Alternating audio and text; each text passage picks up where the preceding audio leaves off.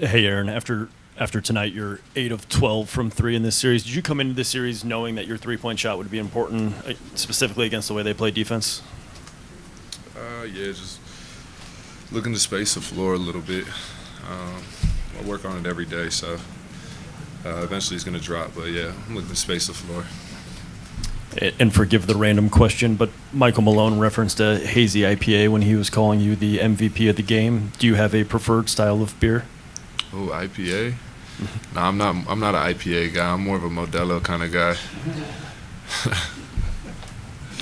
Aaron, Monday after game 2, you said we need to go get one game Friday, and that'll give us momentum. Then I asked you in passing in the locker room, I said, did you get that momentum back? And you said, yeah, I think so.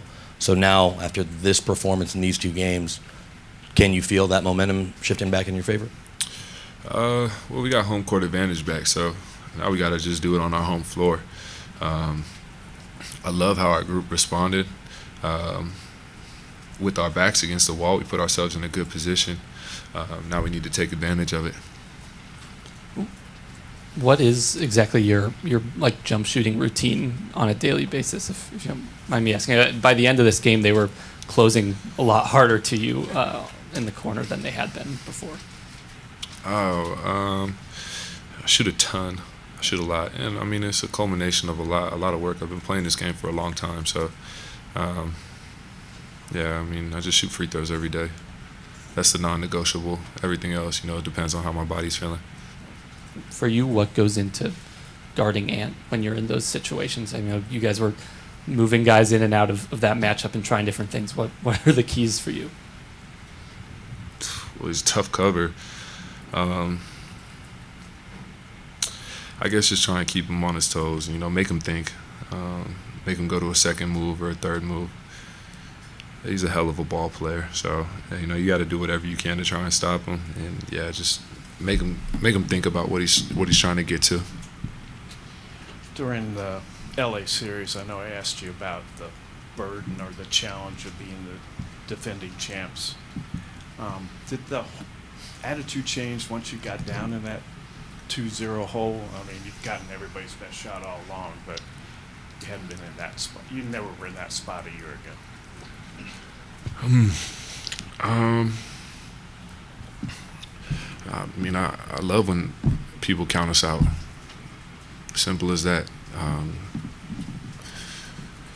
A lot of these guys on this team have been counted out before in their career, or been the underdogs or the dark horse in their career before. So they've operated from that space before, of having their backs against the wall or being counted out. So I don't think it was anything new to the individuals. It was new to our collective, but I like the challenge, and I'm glad we accepted it and put ourselves in a good position with home court. Aaron, what was it like to see you guys score 8 points in the final 20 seconds of that first half, and what did it do for you guys going into half? Yeah, that was sick. I mean, that was crazy, man. Jamal Murray, three-quarter court three. It's so sick. It's just, you make something like that, and it's like, okay, at least we know our point guard's hot. And Michael had said before you guys left Denver, I want everybody getting on that plane to believe that we can win and come back. But what did you guys find here in Minnesota, or maybe even rediscovered?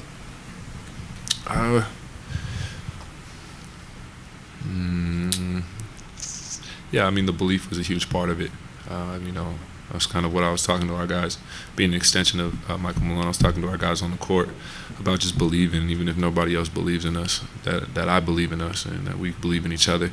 What we found, I don't know, we just got to play our brand of basketball with a sense of urgency, and a sense of discipline, and just like a laser sharp focus, and just like a surgical execution, strong execution, and we'll be fine.